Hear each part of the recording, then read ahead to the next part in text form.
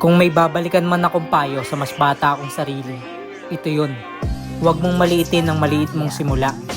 Kasi noon, akala ko kailangan malaki agad ang puhunan. Kailangan maganda agad ang kagamitan. Kailangan marami agad ang customer. Pero habang tumatagal, mas naiintindihan ko na hindi pala doon nagsisimula ang tagumpay. Nagsisimula siya sa isang desisyon. Yung desisyon na subukan. Yung desisyon na bumangon. Yung desisyon na magsimula kahit hindi ka pa handa. Kasi ang totoo, walang taong nagsimula na alam na agad ang lahat. Lahat tayo nagkakamali. Lahat tayo nalugi. Lahat tayo natakot. Ang kaibahan lang, may mga taong piniling huminto. At may mga taong piniling matuto. Kung titignan nyo ang mga taong successful ngayon, may panahon din na konti lang ang customer nila. May panahon din na walang naniniwala sa kanila. May panahon din na sila lang ang naniniwala sa pangarap nila. Kaya kung nagsisimula ka pa lang, huwag kang mahiya.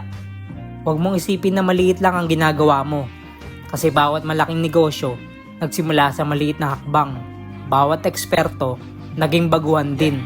At bawat kwentong hinahangaan natin ngayon, may chapter din na halos walang nakakakilala sa kanila. Kaya yakapin mo yung simula mo.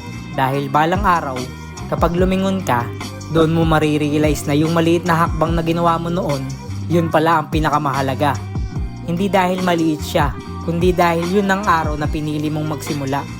At tandaan nyo mga tol, hindi nakakahiya ang magsimula sa maliit. Ang nakakahiya ay hayaan mong lumipas sa mga taon nang hindi mo man lang sinubukan. Maraming salamat sa pakikinig mga tol.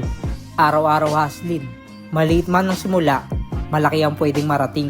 Kung gusto nyo sumabay sa journey ko, follow nyo lang po ako. Kita-kits po tayo sa susunod na episode. Mag-iingat po kayo palagi. Stay positive.